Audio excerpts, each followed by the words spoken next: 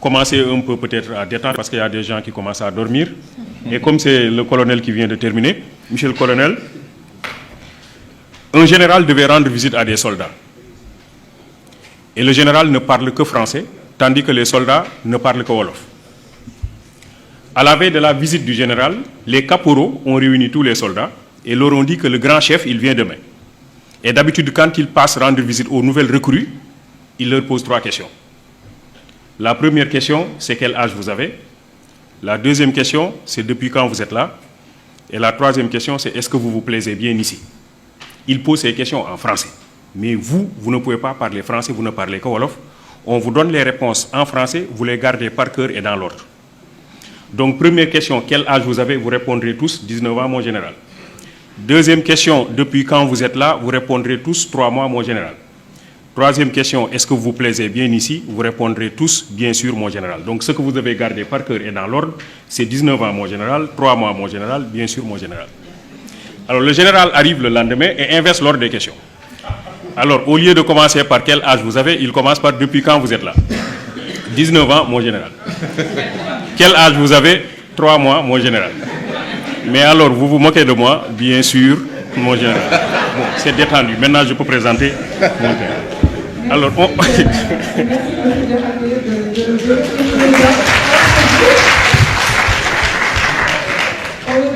le colonel pour la session sportive ce matin. Éventuellement, on pourra peut-être intervenir à nouveau. Ben voilà. Merci. Alors, donc, si on compare le rapport entre l'Afrique et l'Europe sous la forme d'un match de football, je considère que nous avons mené une rencontre, l'Afrique et l'Europe, et nous en sommes à la mi-temps. Et à la mi-temps de ce match, nous avons encaissé 5 buts. Et nous n'avons pas encore marqué un seul but. Le premier but que nous avons encaissé, il me semble que c'est l'esclavage. Pendant plusieurs décennies, nos sociétés ont été soumises au régime de l'esclavage et les personnes les plus physiquement aptes qui devaient développer nos localités ont été arrachées du continent et orientées vers d'autres localités. Évidemment, il ne s'agit pas de pleurnicher sur son histoire, mais c'est la réalité. Pour moi, ça a été un but historique fatal que nous avons encaissé. Deuxième but que nous avons encaissé, il me semble que c'est la colonisation. Parce que tout le monde sait que le colonisateur, il était mu par 2 préoccupations. Première préoccupation, c'était piller les ressources économiques, mais même là, on peut dire que c'est jouable, on peut piller nos ressources économiques, on peut les refaire, on peut se rattraper. Mais la seconde préoccupation, c'était piller les ressources culturelles. Et ça, c'était plus compliqué. Le pillage systématique de nos ressources culturelles. Je reviendrai là-dessus lorsqu'on parlera de l'entrepreneuriat. Troisième but que nous avons encaissé, il me semble que c'est la néocolonisation. Le colonisateur n'est plus là, mais qui peut oser dire aujourd'hui qu'il n'est pas là? Je crois que la réponse du colonel tout à l'heure par rapport aux questions de sécurité montre qu'il est parti, mais qu'il est encore là. Entre les colonisés, dit Jean-Paul Sartre, le colon s'est arrangé pour être l'éternel médiateur.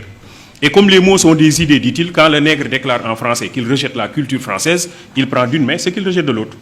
On ne peut pas dire en français que je n'aime pas la culture française.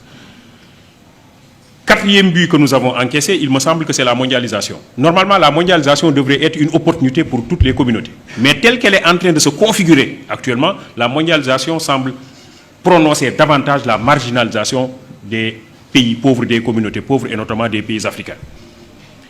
Cinquième but que nous avons encaissé, il me semble que c'est un but contre son camp. À mon avis, c'est tous les cas d'incivisme, de malgouvernance, de détournement, de deniers, etc. Je les appelle buts contre son camp. Fin de la première mi-temps, on a joué 45 minutes, il faut engager la deuxième mi-temps, il nous reste 45 minutes et il est possible, à mon avis, de faire une remontada. Mais ça suppose que l'on est un bon entraîneur, c'est-à-dire le leadership. Me semble excessivement important, un leader avisé et volontaire, généreux, engagé, juste et droit. Deuxième chose qui me semble importante, c'est un 11 qui est prêt à mouiller le maillot. Un ancien entraîneur de l'équipe nationale du Sénégal disait que je n'ai pas besoin des 11 meilleurs, j'ai besoin du meilleur 11. On peut avoir les 11 meilleurs et ne pas avoir une bonne équipe. Par contre, avoir un bon 11, ça c'est pour des gens qui sont véritablement engagés. Et c'est à ce niveau-là précisément que je considère que quand on parle d'entrepreneuriat, il faut de l'engagement, il faut de l'opinion traitée, il faut de l'entêtement à la limite. Troisième chose qui me semble importante, c'est être soi-même. C'est-à-dire qu'il faut que nous nous disions que nous avons un passif historique et qu'il va falloir si vous voulez lutter contre ce passif historique, ça suppose que nous soyons fiers de nous. En réalité, pour moi, l'entrepreneuriat aussi commence par la connectivité à soi-même. Cette connexion à soi. Et un des problèmes que nous avons, c'est que nous nous ignorons nous-mêmes. Nous ignorons les innombrables opportunités qui sommeillent dans nos localités, parce que nous ne sommes pas connectés à ces localités. Dans les années 80, Abdou Diouf, qui était président de la République du Sénégal, avait mis en place la DIR. C'était la délégation à l'insertion, à la réinsertion et à l'emploi. Tout le monde se rappelle, bon, certains se rappellent de l'opération maîtrisard chômeur. Donc l'idée, c'était de prendre pour lui les maîtrisards en économie, qui étaient à l'université chez Anta Diop. En son temps, c'était l'université de Dakar. On les regroupe en GIE et on les insère dans le tissu de production. Et lui pensait que si on le fait, on va rapidement accélérer la cadence en termes de développement économique. On a pris ces étudiants, on les a regroupés en GIE, tous les maîtrisards en économie. On leur a donné des véhicules pour le transport en commun, des terres pour développer la riziculture, notamment dans le delta, des boulangeries. Au bout de 2 ans d'exercice, pratiquement tous ces étudiants avaient fait déposer bilan, ils avaient échoué. Pendant la même période et dans les mêmes secteurs d'activité, des Sénégalais qui n'ont pas été à l'école française faisaient des miracles dans ces domaines, dans ces secteurs. C'était Lobat Fall dans le domaine du transport, Ndiaga Ndiaye dans le domaine du transport, Abdou Karim Fall dans le domaine du transport. C'était des gens comme Bokar Samba Dièye dans l'importation du riz et la distribution, etc. On pourrait multiplier les exemples. Et aujourd'hui, je crois qu'un des exemples que nous avons, c'est l'exemple de Mboup, je ne sais pas comment elle s'appelle, le monsieur de CCBM, Serigne Mboup. Alors, la blague, c'est quoi? C'est que quelqu'un est allé chercher un emploi dans une grosse structure. Il voulait être gardien, parce que lui n'est pas allé à l'école. Il voulait être gardien dans cette structure. Il s'est présenté au directeur des ressources humaines, qui lui dit, est-ce que tu as une adresse mail pour qu'on vous envoie le dossier à fournir? Le monsieur dit, je n'ai pas d'adresse mail. On lui dit donc, tu ne peux pas être gardien chez nous. Parce que ça, c'est le minimum, il faut avoir une adresse mail. Le monsieur part et en rentrant, il voulait acheter une barre de cigarettes et il a vu qu'il n'avait pas de boutique sur toute la ruelle. Il dit, ça c'est une idée pour moi, je vais commencer par une petite table et je vais vendre des barres de cigarettes. Il commence par cette affaire qui marche bien. Après, il vend des journaux. Après, des crédits téléphoniques. Après, il installe une boutique. Et après, il a un grand domaine commercial. Et un master en comptabilité est venu le voir pour être recruté dans son entreprise. Alors, et le monsieur lui dit, moi, je suis titulaire d'un master en comptabilité, je veux être recruté dans ton entreprise. Je veux que tu me donnes ton adresse mail.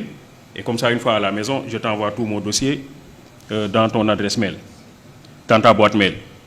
Et le monsieur lui dit, je n'ai pas d'adresse mail. Il dit, toi, tu n'as pas d'adresse mail et tu es propriétaire de ce grand domaine commercial. Si tu avais une adresse mail, tu serais le plus grand opérateur économique du monde. Il lui dit, si j'avais une adresse mail, je serais gardien. En réalité, ce que je vous dis, c'est que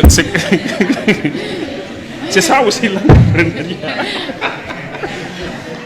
L'idée, c'est quoi? L'idée, c'est se connecter à soi. Et pour pouvoir interroger les multiples opportunités qui existent dans la localité, dans l'environnement. Nous avons un système de formation qui nous déconnecte de notre environnement et qui nous déconnecte de nous-mêmes.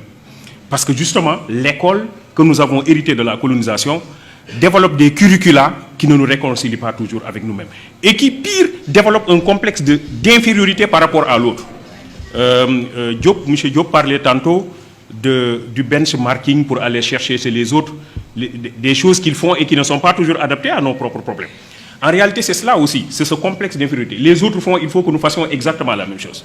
Nous avons développé ce complexe par rapport aux autres et il est clair qu'aujourd'hui, nous avons dans nos écoles de formation des gens qui sortent et qui ont une innombrable opportunité devant eux, mais qui considèrent que ce n'est pas cela. C'est le bureau. Je dois être recruté, je dois être, etc., etc. Donc ça fait qu'il y a un modèle